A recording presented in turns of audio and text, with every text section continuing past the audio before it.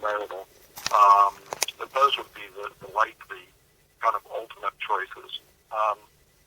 The thing with peanut, of course, and nut flours in general, is that usually a processor of nuts will likely process peanuts as well as almonds and walnuts and hazelnuts and nut flours and so forth. And so if you're really allergic, and some people are very sensitive to peanut, that can be a problem because the nuts are processed in the same factory, and they try to clean the equipment after they produce different nuts and nut flours.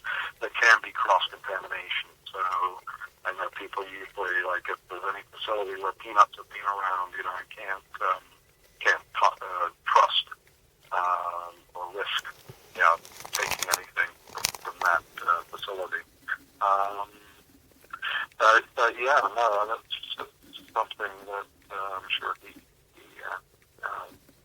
finds his way around, because it's about 3% of the U.S. population is intolerant to peanut, which is ironically is about the same percentage as gluten gluten intolerance as celiac's about 3% of the population. So you would think it, or at least I thought it was a lot higher than that, but about 3%, not 3%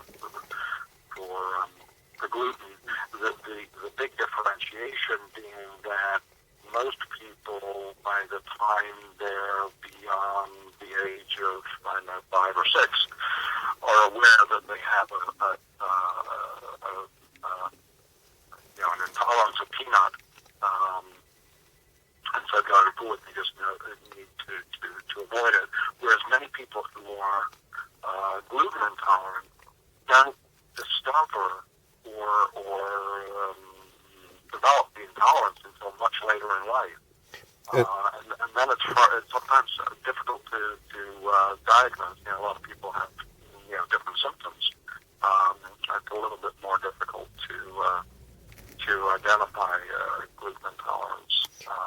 I wonder if that gluten intolerance, does the gluten intolerance go across continents, or is it maybe like 1% in Europe and 3% in the United States? Good question, and interesting. I don't know as much as obviously a lot of research done on this, but what surprised me is in Italy, where obviously there's a lot of pasta and flour and baking and breads and so forth. They have a very high, I think higher than the U.S., I think they're as high as 6% gluten intolerance in Italy. And that completely, knocked me off my feet next, because I thought, you would think opposite. Because they do have a lot of different varietal flours, and, there's not as much uniformity in the flour and the grains that are being produced in Italy. And yet they have a very high level of gluten intolerance there. I don't know about other countries. I know in the UK, for instance, just anecdotally, I know it's become a factor that people are, prefer gluten-free products, but I don't know if that's more just kind of diet nutrition, or whether that's real medical, concern about, reactions to gluten.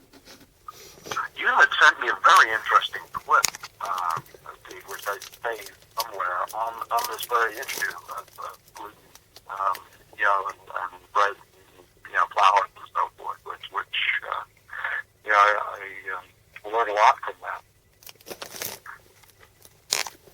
that. Someone did? You did. Oh, thank you. Oh, good. Okay. Yeah. Well, basically, I saved it somewhere. I know, which is great. It was like a mini documentary. It was maybe 20 minutes. Right. Something like that. But it was very well done, very well produced. I think that maybe you had sent me a link with some other materials, but I remember watching it and saying, "God, this is really great." It was kind of like a general all you need to know about the subject, and I thought it was very well produced, very well documented. Well, see, some. The irony is even at the Episcopal Church here in Warwick, where I attend, they now have gluten-free wafers at communion, which I know is very interesting. And how pervasive this has become, I guess. Well, and also how small it can be. A wafer is nothing, and yet apparently it would set people off. Good point, Steve. Very good point. Because it's not like you're having a big bun or a slice of bread or whatever. I mean, it's just like a wafer.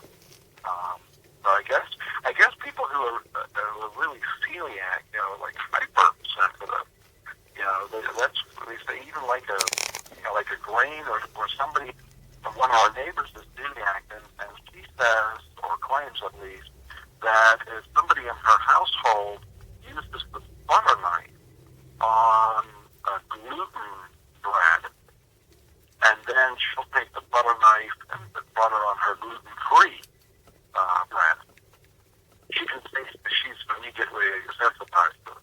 I mean, very, very sensitive. Right.